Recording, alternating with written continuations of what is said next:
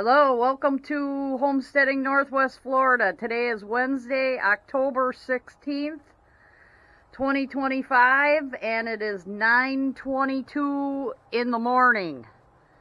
And we're doing some composting today, or digging out the compost pile of all its good soil. We recently got an Instapot. And my first batch in here was refried beans, where I pressure cooked the beans, and boy, that was faster than 3 hours boiling in a pot.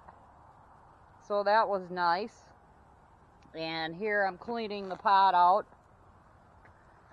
We always like to move our watering can in because the sun here does damage plastic. So I'm moving this to a shady spot for now, until I probably use it all up of fertilizer water. But the lettuce is starting to come on now. Even that's the red fire lettuce, and then other lettuces around it. Today is supposed to get a high of 90 degrees and a low of 57 tonight. Pepper's still going. Actually, I kind of can't wait until the peppers really crud out on us. Quite a few peppers going here. And so yeah, didn't take out the peppers yet, but this will be full of Brussels sprouts and all fall crops as soon as these peppers really go. And this pepper plant right here, I'm really gonna, I think it might have had too much shade from the Mexican petunia. So I will be investigating this soil that's in this pepper plant, because this one's always like wilty and didn't get enough water, and it's always something with that pepper plant. This one seems, oh, that's pretty soggy. So these might even be getting kind of frozen-y. That one's firm, but stripey. But yeah, the peppers are starting to be done. And I'm going to reconstitute. This one's rotty. Yeah, they're almost going to get pulled out. So yeah, yeah, that's a rotten pepper because it's just too cold out for them. But we are supposed to get 90 again today. But it's nice. It's not as long of a time period. But this pepper plant hasn't done well for a while, so I'm going to take out that soil and see if there's any grubs in there. But yeah, too bad this doesn't get a little bit more morning sun here. But that's not what you want in the summer. So we got the Macintosh apple trees. They are going to go in a 5-gallon bucket starting, as soon as I get a 5-gallon bucket freed up. And yeah, these trees really, but what can you do? It's not what you want during the summer, is and we move these dryer drums into position, and we got 2 more filled up from the compost pile. So that's good. We're going to plant these out with something like spinach or Swiss chard, something like that. And this last one, I have 10 of them, and this last one I'm trying to decide where to put it. And it's got the hardware cloth at the bottom. This one needs a little bit more soil, but look at this beautiful jalapeno still going here. This might be shaded, frost. It might stay a little bit warmer here. This gets a lot of nice morning sun right here. And so does that area, but the sun is constantly changing angles. And here's some stuff I'm going to burn. But we're going to go back to the compost pile. Check that out.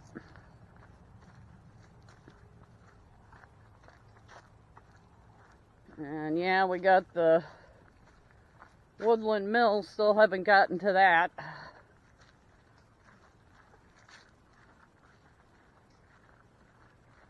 And I've had some problems with my right leg, and I went to diabetic fasting, only one meal in the evening, and kind of a carnivore diet, more meat and less way less carbs, no bread, nothing like that. So I'm trying a different diet to give me more energy. But here is the compost pile that we are digging out so we can start a new one. And because we're creating good soil here and we're keeping water on it, we have a lot of roots in here.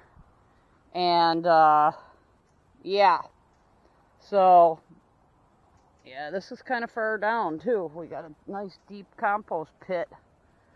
But yeah, we need to cut these roots out of here constantly. Like, this is a whole bag of roots.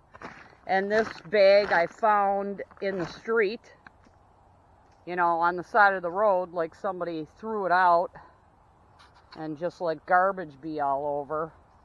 But yeah, this is what we do with roots in here. We try to chop them down as much as we can. But look at that great big root ball. Made digging this out very difficult. But yeah, here's a root. And yeah, I like to get as much soil out of here as I can. Good soil, because this is going to be it. And here's Mustache the cat joining us way in the back here with the compost piles. Yeah. So this, I do take the roots out, but they're going to want to grow because this is the only watered area back here. And then they probably support like all these vines and everything back here. You know, there's probably vine roots in here. So when I get it onto the wheelbarrow, you know, and maybe the digging with the shovel has something to do with my right leg pushing on that. Like, I found this is definitely a smilax root. So, but I'm getting every bit of good soil I can out of here because this stuff has a long ways to make it. And I want to fill that one up. This one might be almost ready. It's getting there. I've been watering it and taking care of it since I cleared everything off of here. This is a sweetgum tree that died, probably because there was constantly, well, stuff fell on it. But there was constantly too much water at the roots. You know, then it used to the dry, you know, soil around here. But yeah, the roots like to grow in the compost pile after a while. And I've been kind of neglecting this back here, but I don't think there's much left to fall on here. Like the big top of this oak tree did. Last year in May. So 2024 May 10th was a tornado here that dropped a great big top of these oak trees basically on top of the compost piles. But yeah, we've got fire ant activity too underneath the sweetgum we were cutting down. Oh yeah, the fire ants are like eating this stump. Even at the top, underneath this block, and at the base. Let's see what we got here. Holy mackerel. Good. Good. That'll be easier for me to dig out and cut up, and it's really good.